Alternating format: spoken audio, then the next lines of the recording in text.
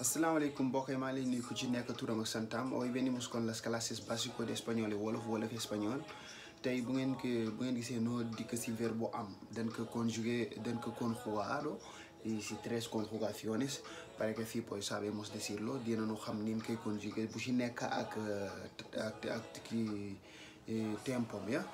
Léegi bu ñëwee si fii yo tengo man am naa, yo tengo, tú tienes yow am nga, él tiene moom góor ki am na, ella tiene moom jigéen ki am na, nosotros tenemos nun am nañu, vosotros tenéis yéen am ngeen, ellos ñoom góor ñi am nañu, ellas ñoom jigéen ñi am nañu. Léegi bu ñëwee si fii el pasado mooy lu jàll.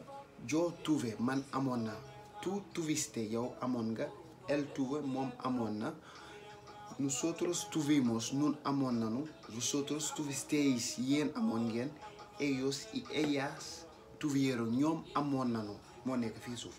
Léegi bu ñëwee seen futuro mooy ëllëg. Yo tendré man dinaa am, tú tendrás yow di nga am, él tendrá moom góor gi dina am, ella tendrá moom jigéen gi dina am, nosotros tendremos nun dinañu am, vosotros tendréis yéen di ngeen am, ellos y ellas tendrán ñoom dinañu am.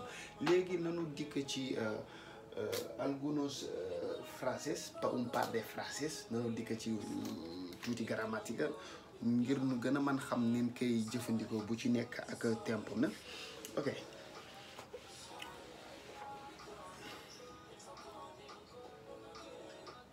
Lépp lay borom.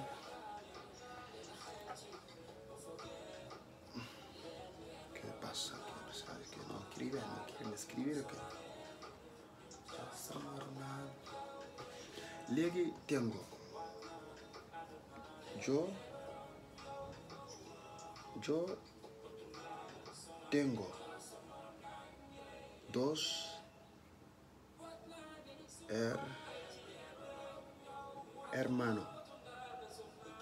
hermanos. Man am naa ñaari rakk yu góor, hermanos. Du fekkee rakk yu jigéen, hermanas ngay def. Hermanas. Es plural. Yo tengo dos hermanos. Yo tengo dos hermanas. Yo tengo un coche. Am naa benn auto. Yo tengo una casa. Am naa benn kër.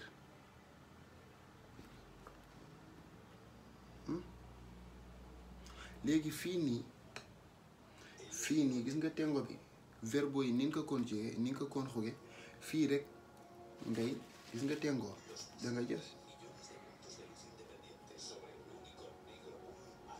yo tuve mooy amoon naa gis nga mooy fii mooy am nga présent la fii pasado amoon naa.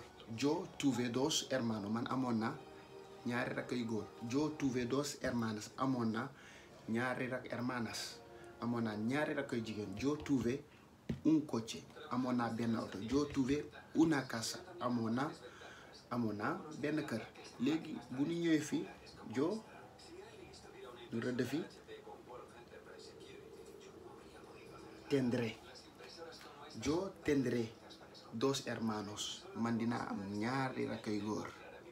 Yo tendré dos hermanas dinaa am ñaari rakk yu jigéen. Nga en el futuro yaa ngi sa imaginaciones. Yo tendré un coche dinaa am benn auto. Yo tendré una casa dinaa am kër. Gis nga conjugación yi gis nga fii day continuer substantif yi doo si soppi dara. yaa ñu dikk ci beneen fànn bi ngir nu gën ko xam ne koy jëfandikoo.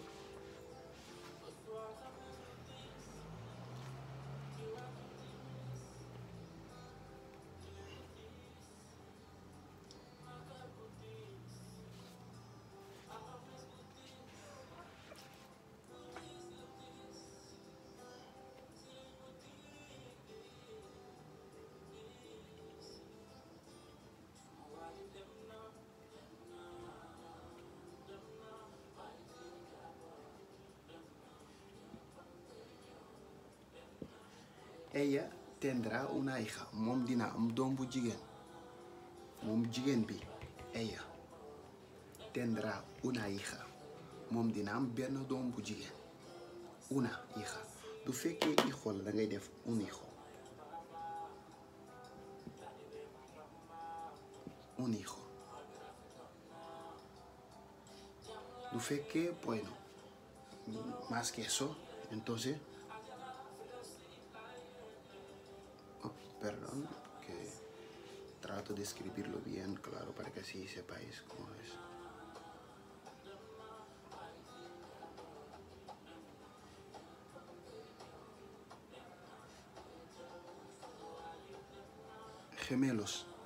Gemelos mooy ay seex ella tendrá unos gemelos porque es más de uno entonces plural unos entonces aquí es unos aquí hay una hay unos ¿ya? Si fii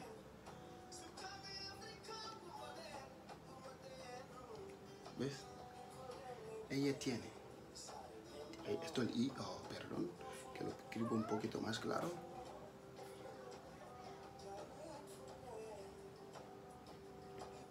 ¿Ves? Ella tiene una hija moom am na tiene el presente tendrá dina ka am léegi bu ñëwee si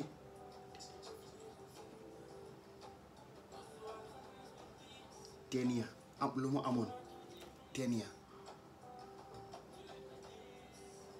wala tenía wala tuvo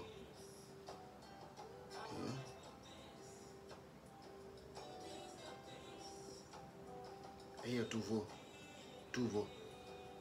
yii yëpp mën nañ ko jëfandikoo ñaari ella tenía una hija amoon na benn doom bu jigéen ella tuvo amoon na tamit mën nañ jëfandikoo yi tamit pas lépp lu jàll la tenía y tuvo yëpp tamit lu jàll la ngir nu gën ko xam verbe bi boo fekkee da nga def pronombre personnel bi nga teg verbe bi conjugué nga mën nga indi article indefinitivo y article definitivo bii mooy indefinitivo saa yoo déggee